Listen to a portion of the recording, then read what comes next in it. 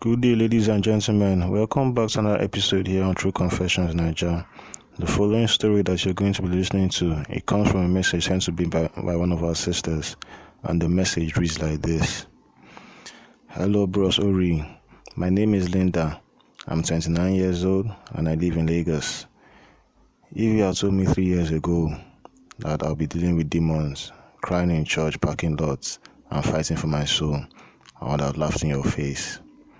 I used to be a regular woman, nothing special. I had dreams, a job, a child, and a man I loved, or at least I thought I did.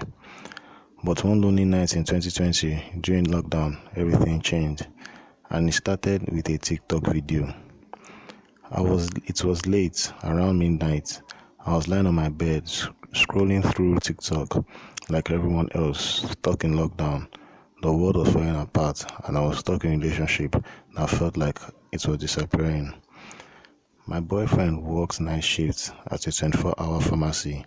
He barely called, barely texted, and when he did, he was cold, distant. I knew he wasn't cheating, not exactly, but it felt like I didn't matter anymore. That's when I saw it, a short video, Bring Your Love Back in 3 days. The girl in the video had soft music playing, red candles, and a sticky note with a name written in bold. She whispered, "Say his name, light the candle, fold the paper 3 times, and he will come running back." I laughed. It was silly, but I saved it. The next day, I went to the store, bought red candles, sticky notes, a lighter. I wrote his name in big letters, Banjo.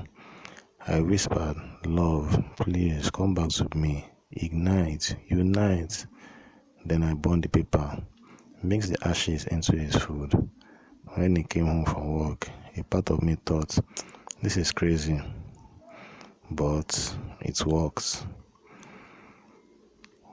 Banjo started calling me again, leaving me voice notes. He even posted me on his WhatsApp status like he used to. It felt good, too good.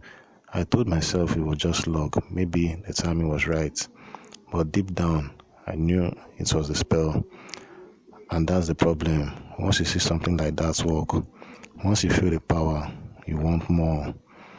I wasn't trying to hurt anyone at first, but I started watching more videos, different spells, attract money, make him obsessed over you, make your ex-new girlfriend leave him.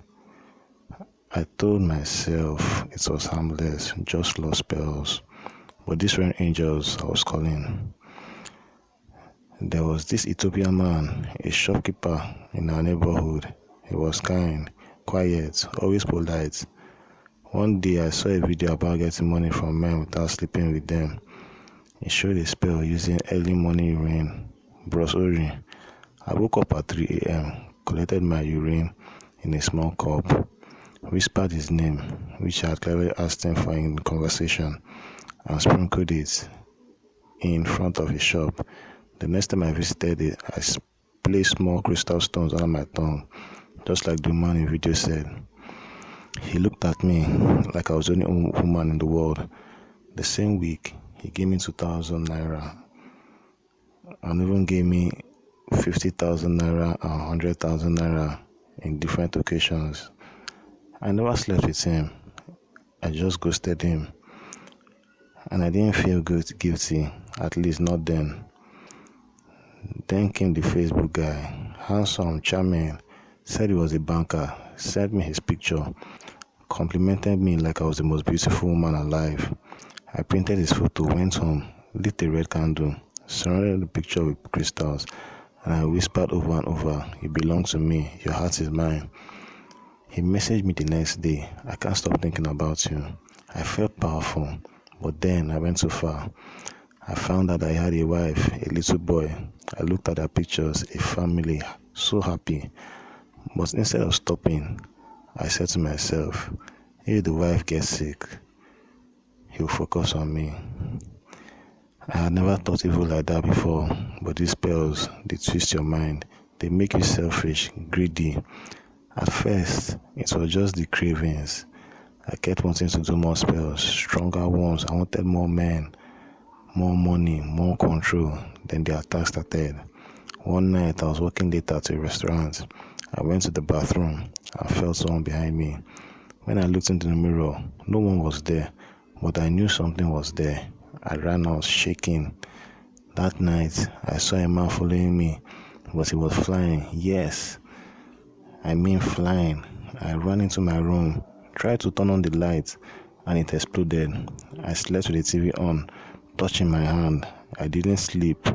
I couldn't. Then came the sleep paralysis.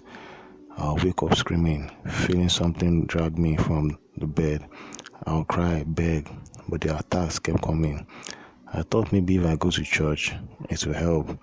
But the moment praise and worship started, I had to leave. The music made my head pound. I felt like vomiting. I couldn't stand it. I'll sit outside while everyone else sang. Like something inside me hated the sound of God's name. And still, I kept doing the spells. One night, I looked at myself in the mirror. My eyes were sunken. My skin looked like dry. I hadn't slept in days. I whispered, "Who are you?"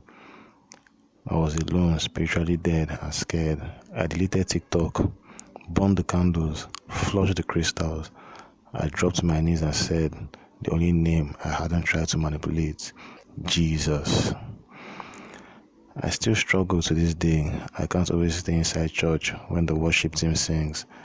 Sometimes I feel sick, sometimes I cry, but I go because I know now that the power I chased wasn't power at all. It was chains. If you are thinking of doing just one spell, let me tell you this. There is no such thing as innocent magic.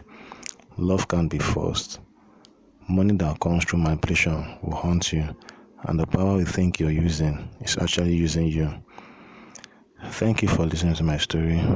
I share this not to scare you, but to warn you. TikTok might make these spells look harmless, pretty, fun, but behind the screen is something dark, something waiting to destroy you. Please, if you are hurting, talk to someone, pray, seek help. Don't go down the road I did, because some roads have no return. Dear listeners, right there's a message that was sent to me by one of our sisters. Things they really happen for this our world. Now, wow.